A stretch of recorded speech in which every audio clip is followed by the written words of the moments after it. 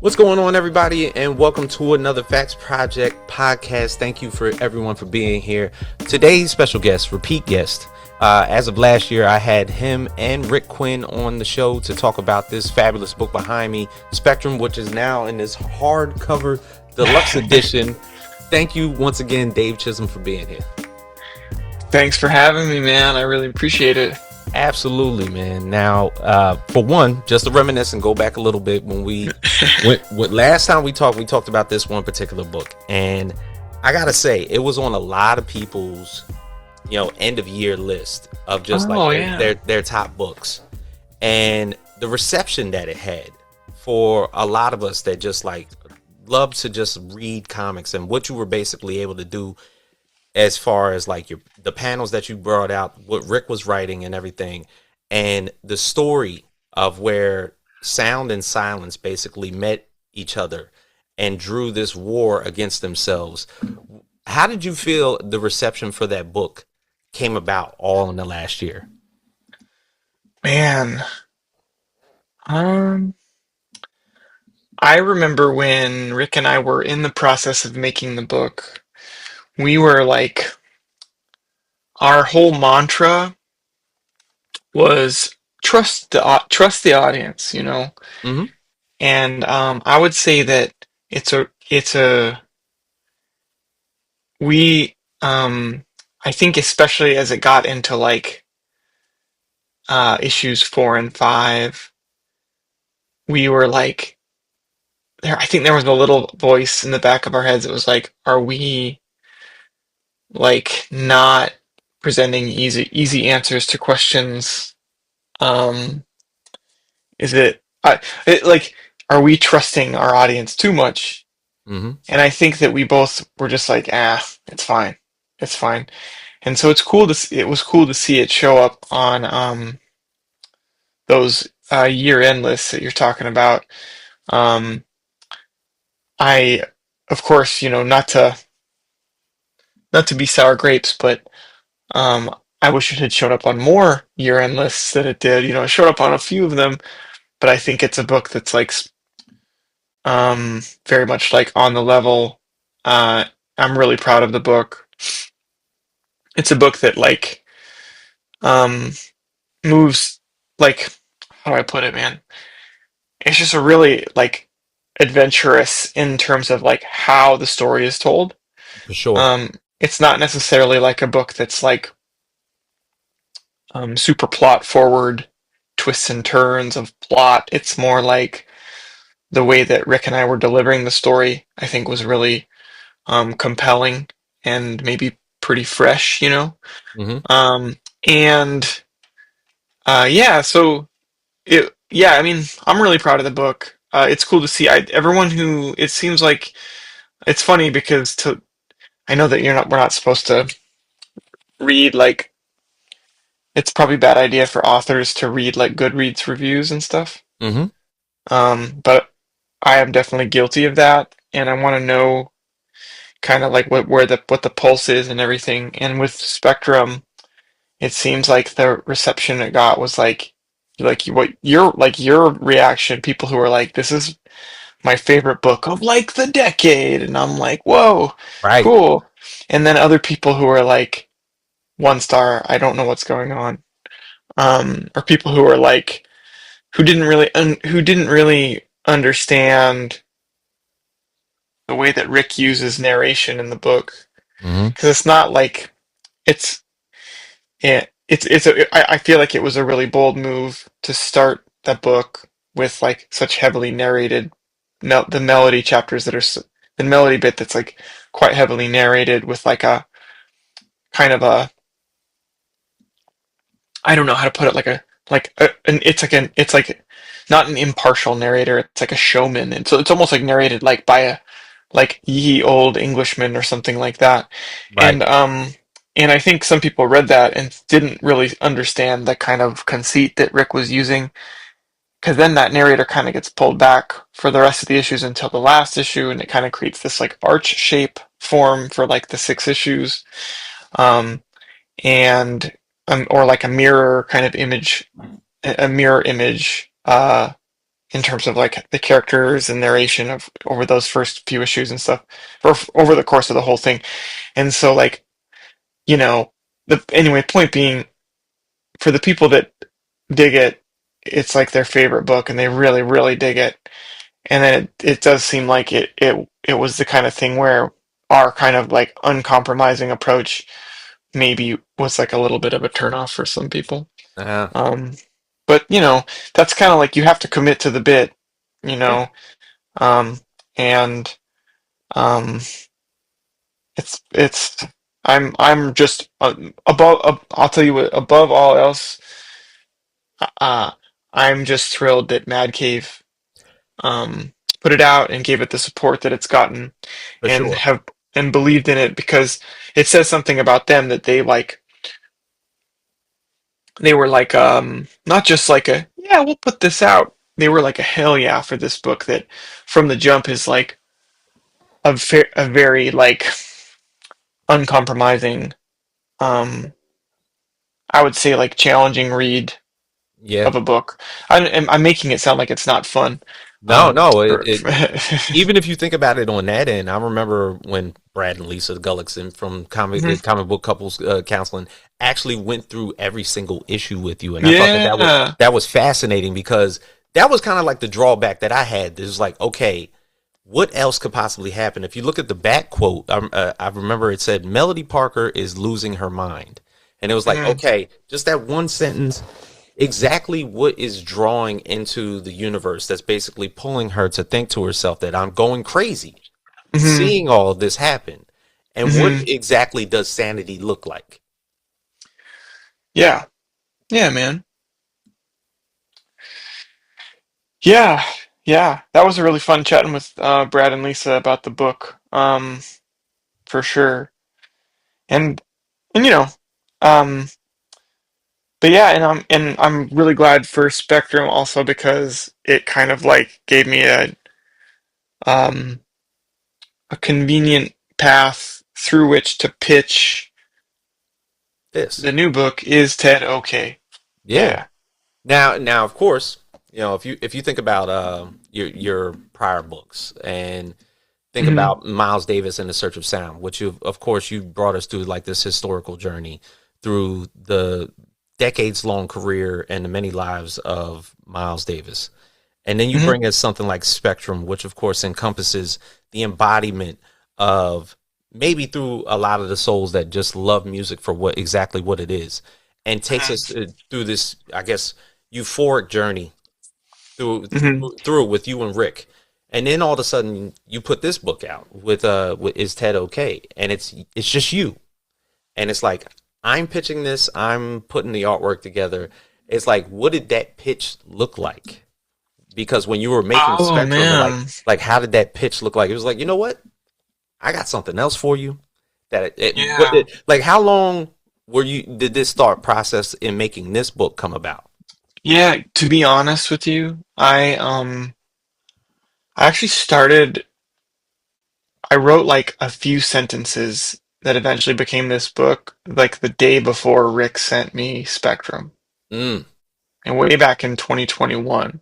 Oh God.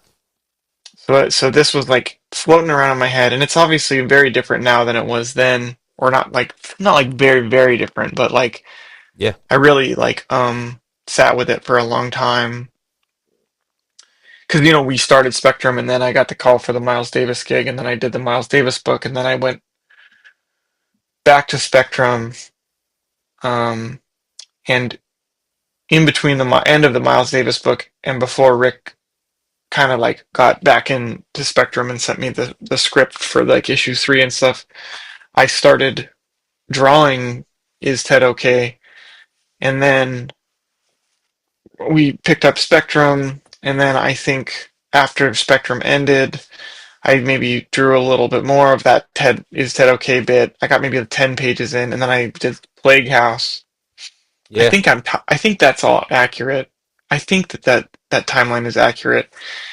And then when I came back to Spectrum, that whole time I had been sort of like tinkering around with the outline of the book, and it was like a 12 issue pitch that I had together, like this very like big skeleton. Right. And I think I just gave up on it because I was like, no one's gonna put out like a 12 issue book that's like this. That's this. And I put it away and was like, yeah, it's a learning experience. Sometimes, like a pitch, like sometimes you can't quite work an idea enough to make it ready to go. And I had these pages that were done, like 10 pages that were done, and I was like, let's put it away. And I put it away, and then I've told this story to some other interviewers about is Ted okay, Yeah. um, but the I watched a TV show that I really didn't like, but the show like took some really big swings. Yeah. It was a one season show, and it took some really big swings. But the big picture of the story to me was like something I did not stand behind, and I was really quite upset at the end of the show. I was like, man, that could have been incredible, and at times it was amazing, but overall it was something that I was like really kind of like embarrassed by. And I remember watching it with my wife Elise, and like as usual, she was like onto the bullshit of this show like 5 episodes before I was. I was like still kind of on board, like, oh, don't worry, this is gonna be great, don't worry. Right. And then by the end, I was like, yeah, you were totally right. This isn't, it wasn't, um, it wasn't like fully realized. And I looked at her and at the end, and I said, I gotta bring Ted back. I gotta bring that story back. Right. And because to me, um, watching that show and being so frustrated by it it was like, I need to take bigger swings like this show does, and I can get it right like this show didn't do. Mm. And so I resurrected the script, and I was like really ruthless with like where is it not working? Like where is it losing the momentum and losing the plot in this like bigger skeleton that I'd had? Yeah. And so I was really ruthless about like, get rid of this part, get rid of this part. Take these two bits and connect them together, Mm-hmm. and all that stuff, and sort of um, making the characters much more like primary color versions of themselves from the jump, right? I think in the earlier pitch, Ted was like kind of a pleasant guy at the start of the story. Kind of Right. like I think I called him like a useful idiot in my like initial pitch, was like Ted was like a useful idiot. And he was just kind of a happy go lucky, like dum dum. Mm-hmm. And and But it was like quite the opposite.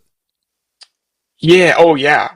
And then it was like that's that's like a hard place to start, because then you have to take time to tear him down, and then you have to build him back up, right? Yeah. And I'm like, what if we just start with him torn down completely from the beginning, so that he's just like in a lot like a real kind of problem character from the beginning, and the whole like first kind of uh in the original pitch, the whole first like from the beginning to the moment when the shit hits the fan, Yeah.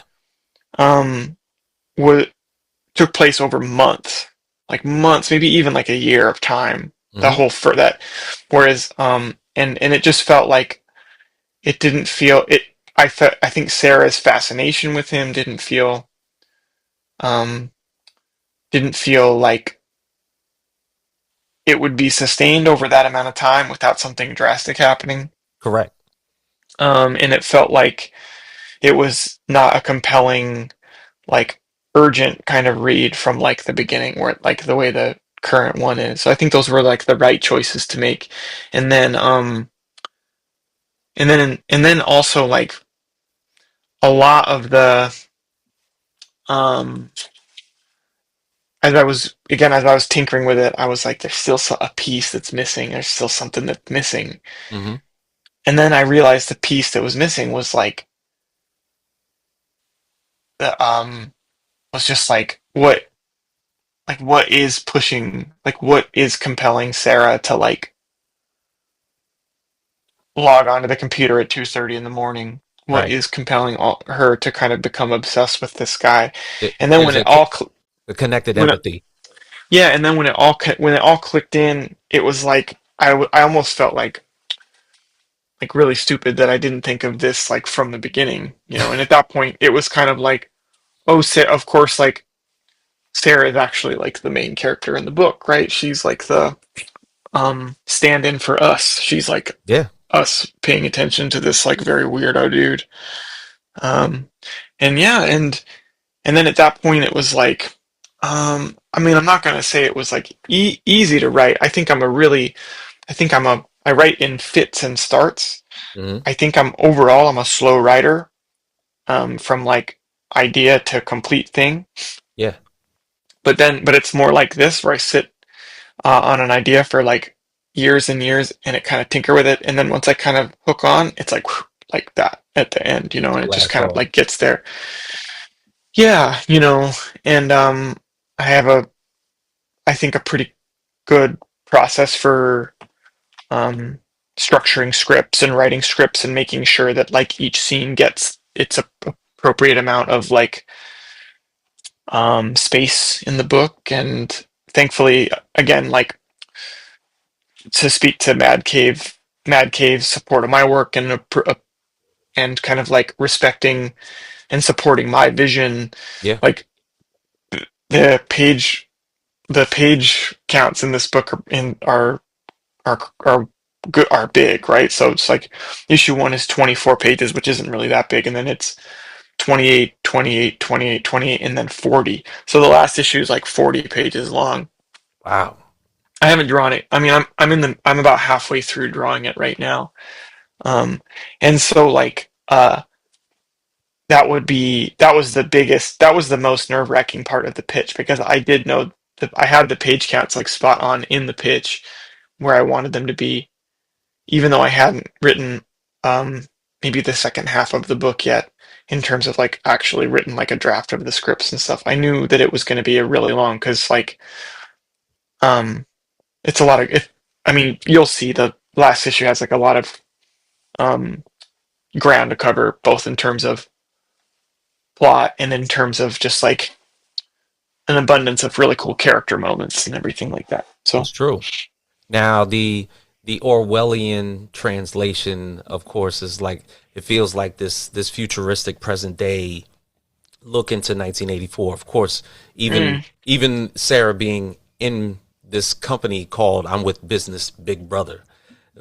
What basically drew you to explore the concept of observing the world beneath you, like understanding how, like I'm going to watch how my money is made.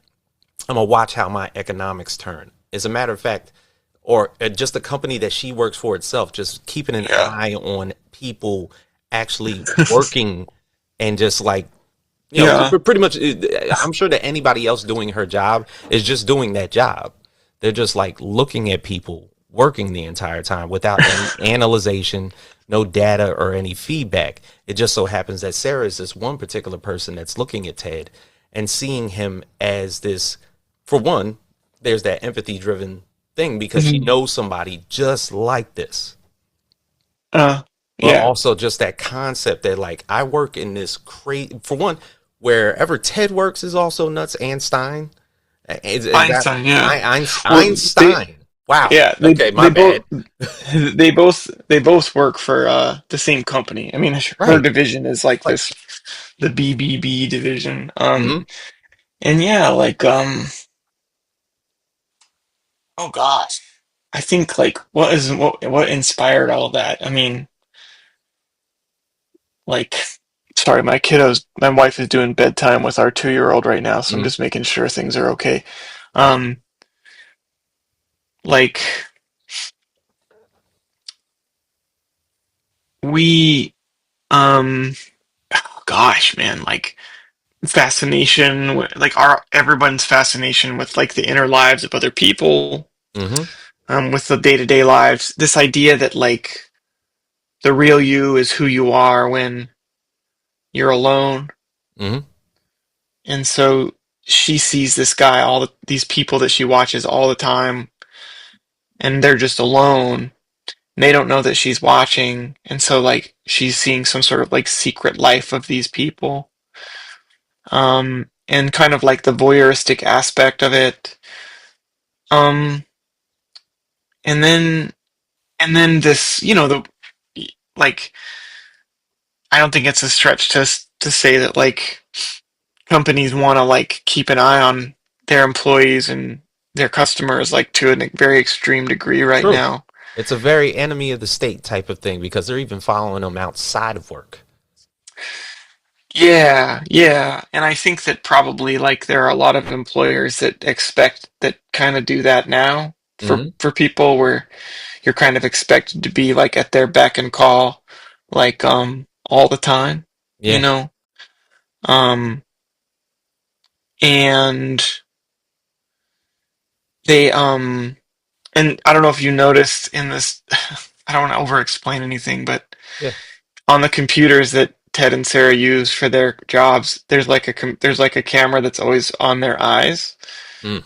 like on their own eyes. There's like a little screen that on the corner of their screen that is like their own eyes looking at the computer because this isn't ever stated in the story, but like Yeah, in the lore of the book is that they're only paid for the time that their eyes are actually like on the on the screen. screen. So if they have to like look over here, then the clock stops. Then they look back and the clock is on. Um, Okay, I did notice that when he was when you see the poster that he was making in the corner, it says like "I Spy." yeah, yeah. So that's the like I don't know the app or whatever it is on their computers that it is what gets them paid is because their eyes have to be fixed on the computer in order for them to be paid. I think it's a matter of time before that's the case of Oh my jobs like God. computer. But even so, like the place where he works for, Einstein, he's Yeah. creating. He's almost like a graphic artist and graphic designer for the Yeah. company, right? Yeah. So the one guy that comes in and basically is giving him compliments for the poster that he just created, and it was like the Mm, unborn soldier bonus. Mothers to be getting what is it? Commit your fetus to military service beginning at the age of 14 and receive a one-time bonus of $2 million. yeah. Yeah. So yeah, that's a thing that happens A in that world. decision like that. Yeah. That is crazy. Like when I first heard that, well, me myself, of course, I was in the Yeah. military and everything, and I was just thinking, Oh. I was thinking to myself, I'm like, okay, I volunteered based on dire circumstances and everything like that, but yet this decision is being made by the mother to not at the convenience of the child. Oh, by the way, Yeah. you're about to turn 14, right? You're going to get sent into military service, and by the way, and outside of that, we're going to be millionaires. It's pretty dark, man. It is dark. It's pretty bleak. Yeah, that's and I love the poster with the little fetus with like a big machine gun Yes, and the American flag inside of the. in the Yeah, womb. it's pretty um that was I think that was in like the very earliest draft of it was that little like gag, you know.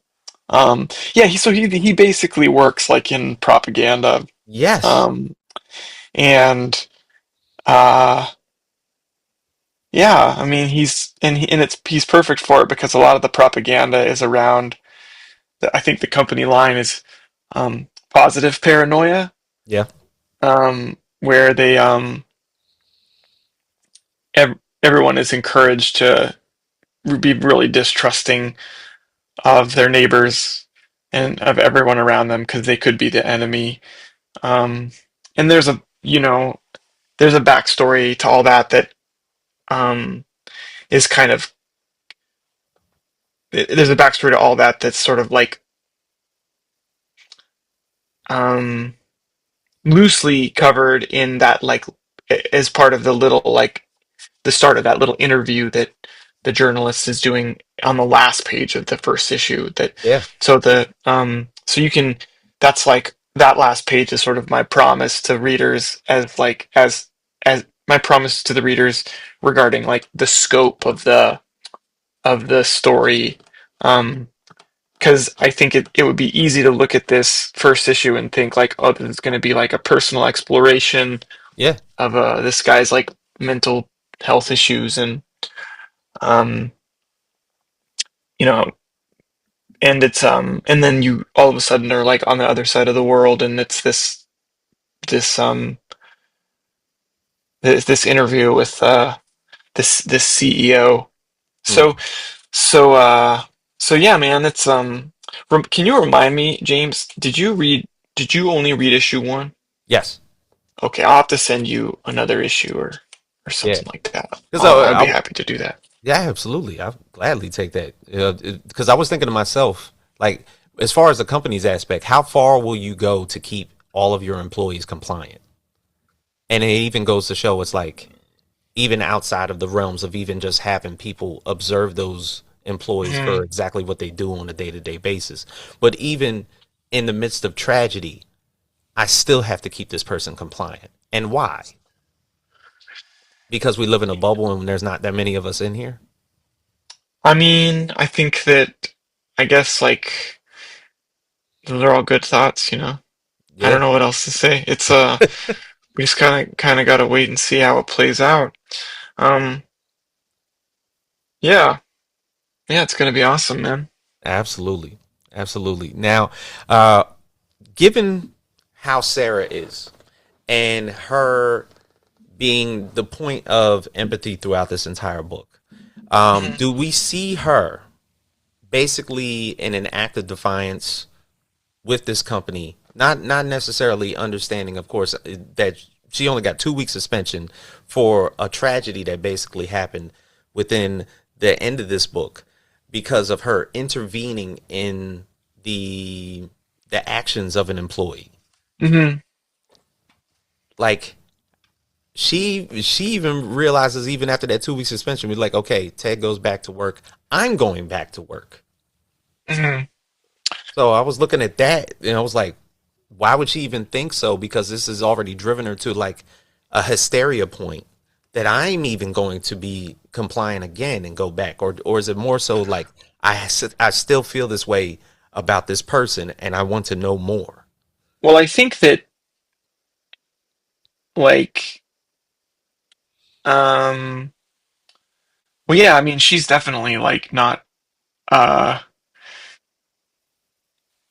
she's definitely intrigued. Yeah, I mean she's not gonna like she's not she's kind of a bit of a rebel anyway, right? So she's not gonna like she's not gonna she's not gonna be a wallflower about it all. She's gonna be like I think she's gonna maintain an inappropriate level of connection, Mm-hmm. try to maintain that. So, but you have to just read on to find out, you know. Absolutely, absolutely, and I can't wait. Now, as far as like when you like we talked about before, when you did Spectrum, and Uh-huh. then to basically take that and then follow it up with this, the opportunistic look at it from Mad Cave and be like, you know what are you working like? Was it more like, hey, what are you working on next? Not even like basically reaching into the pitch. It's like, you know what, Spectrum was what it was, and we loved it. We want to know what you're working on next. So it's like, and we rather you No, do that with us. it was me. It was me pitching to them. Mm, Yeah, it wasn't. They did not. But they were really happy to field the pitch, and it was a very strong yes. So, excellent. um, I'm really, again, I'm very fortunate. You know, I feel very lucky. Mm. Now exactly. Now we're when you said that you originally pitched this to be like a 12 issue series. Now it's I going didn't to. I didn't pitch that. That was my original. That Thought. was the idea that I was sort of getting a pitch together Hmm. with like an earlier draft, and it was much longer. And I was just like, it's not it's not holding together. This script isn't great, and that was when I kind of folded it up and was like, this is done. So I never pitched that. What I pitched is exactly what's coming out. My pitch to Mad Cave was like the whole first issue totally done, and then like a one page like um the pitch kind of strategy is like tell the story in one sentence, Hmm. tell the story in one paragraph, like tell the story in one sentence, tell the story in four sentences, and then tell the whole story in a small paragraph, and then in the last paragraph speak to like kind of marketing stuff, like Right. comps, like comparable other pieces of media that are comparable to this, target audience, ideal format for release, Hmm. um, that nitty gritty like page count kind of stuff, and everything. And yeah, and it was a like I said, it was I'm lucky that that they like my work Yeah. because I'm having a blast. Excellent. Now, even with this particular book, Ted, you like to insert music with a lot of the characters. Ted zones out, man. He'll literally like throw the headphones on. As a matter of fact, I thought in like the first couple of panels that I was like, is this interconnected in somewhat of a sense with Spectrum? Because he had the headphones on and he just wasn't listening to anybody, and it was almost in the same Sure. effect that Melody was. Yeah. Yeah. Uh, yeah.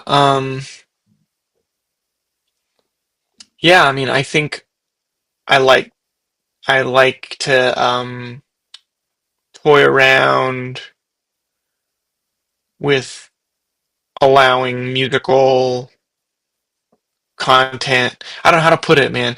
I think I knew that I part of the kind of like big part of Ted's character was always that he listened to the same piece of music like obsessively, right? He would just listen to one piece of music obsessively.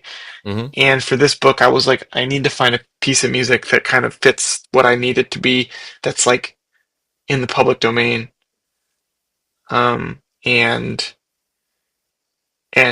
it was pretty like it took me like 4 seconds to be like, oh yeah, Paganini variations is the answer, and then and then uh, put weaving that into the music or into the panels is always fun, and like also I think the oh kind of my ideas about music always inform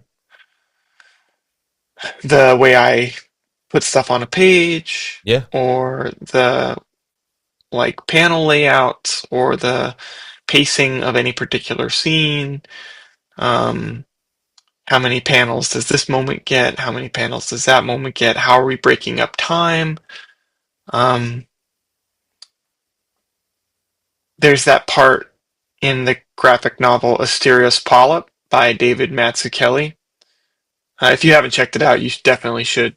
It's like the best book of all time.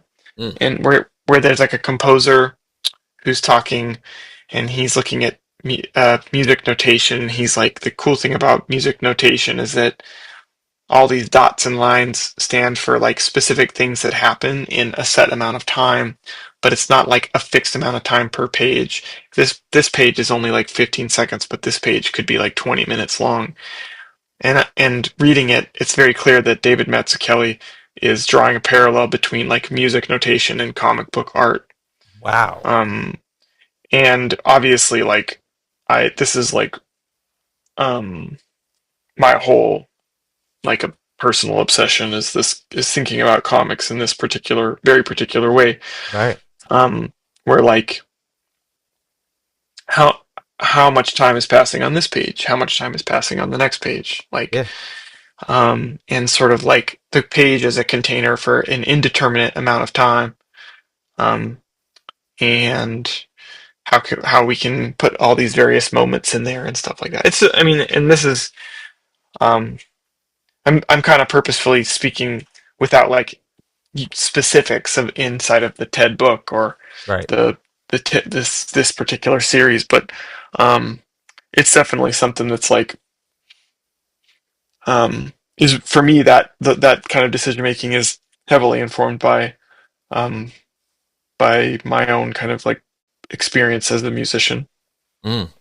Now, also, I will say that because you brought up the word parallels, and Mm. a question that I had down was, how would you describe the expansion of paranoia within this book, and how it basically parallels with either sci-fi or horror? Mm. The expansion of paranoia. What do you mean by the expansion of paranoia? Like almost instead of it being within one individual, it's expanded throughout like multiple characters in it. Hmm. Yeah. Well, like, um, I think that paranoia was an integral part of this project from the very, very, very first earliest version of it. And, um,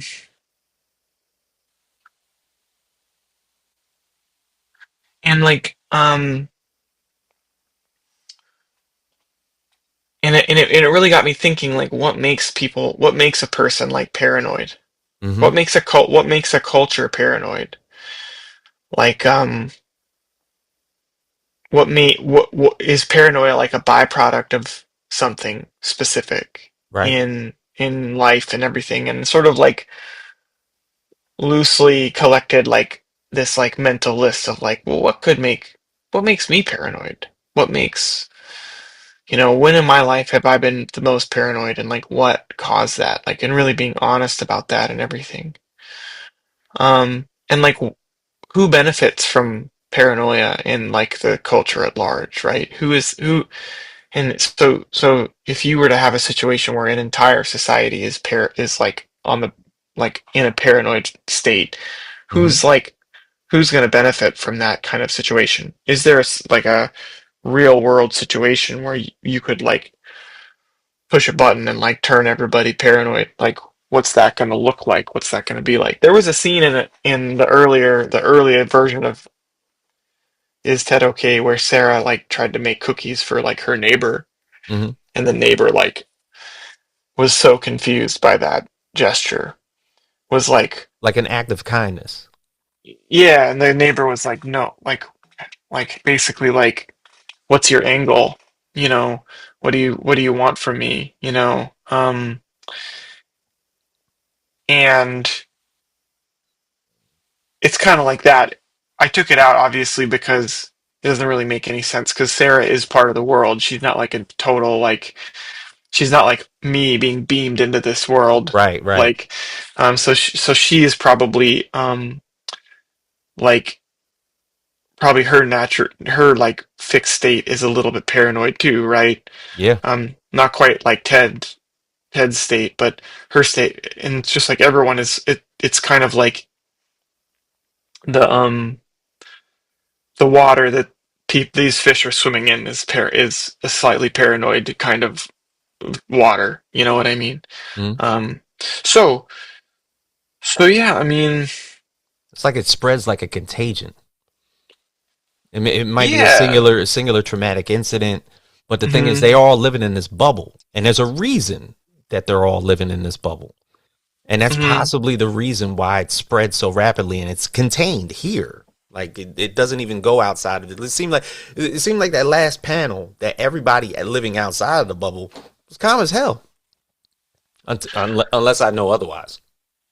Well, you're talking about the dome on the last page? Yes. Yeah. Well, we don't know what's inside of the dome. Hmm. Um, it's kind of like a big question mark. And you'll definitely learn more about like what's going on there. Um, and the sort of like lifestyle of the people who live. I think that it says in issue one, the reporter talks about how it's kind of like fringe elements of society and like religious zealots Yes. and um there's like a strong like military presence and blah blah blah. Uh and like I could see some people like seeking that out, seeking that situation out and wanting to be like on the front of like where all of this stuff is happening. Um but yeah, I don't know, man. I don't want to say too much I got you. because obviously like I know what happened, so I'm I can't. I don't think I have like a. I'm not a poker player, you know. But hey, the most I can do is just continue reading. It's the same way I Yeah. felt when I was reading Spectrum. But Yeah, yeah. I think that absolutely. this is super different from Spectrum in the sense that like it's a lot less um it's uh it's like I mean I think it's more like plot forward than Spectrum is. Hmm. Um and it's a lot less um like there's definitely some like formalist kind of stuff in the book. Yeah. Like I can't really make comics without bringing some of that kind of like um formalist ideas, like how many panels can I put on one tier and how many panels can stack next to another panel, and sort of like setting my own rules and stuff. But it's a lot less like outwardly formalist in the sense of like Spectrum has those like page turns where it's like this is a totally different style than Hmm. everything before it. There are perhaps a couple moments later on where there might be some stuff like that in this book, but um, it's not like Spectrum was just like super ambitious in that regard, you know. Definitely. Definitely. And I can't wait. I can't wait for the next one. I'm glad Thanks, that man. I was able to review the first copy with you. But I appreciate this talk as always. Hey, Uh, man. Me too, absolutely. man. Thank you once again. Is Ted okay? Of course, drops in the next couple weeks. So obviously, Yeah, issue one, the issue one is just going to be here around the corner. So can't wait to see February the second. 25th, man. I can't wait. Yeah. February is a short little month, and James, I'll send you the next issue, man. Oh Just don't man. share it with anybody. No, no, but thank you. Absolutely. Yeah, dude. Of Yeah. course. So, Never of sweat. course, for everybody here at the Facts Project, thank you once again, Dave Chisholm. Is Ted okay? February 25th for Mad Cave Studios. If you hadn't had a chance to get the full order cut off, a final order cut off, obviously you'll still get a hand to get it in stores once it gets released. I got my hands on it already. It's going to get here in the mail amongst this stack of comic books that I always have next to me. And if you hadn't had a chance to get Yeah. this hardcover right here, well, shoot, I got. Let's see, I got soft cover, got hardcover. Yeah. You're the target audience, man. Yeah, I look. It's thought provoking. It channels the exercise of you just thinking outside of the box, and I truly thank you for putting books like this together. Hey, man. It means so much to me. I really, really appreciate it. Absolutely. Well, once again, sir, Dave Chisholm, go get Is Ted Okay, February 25th. So for everybody here at the Facts Project, myself, James Graham, Master Facts Voice, Dave Chisholm, and we are out.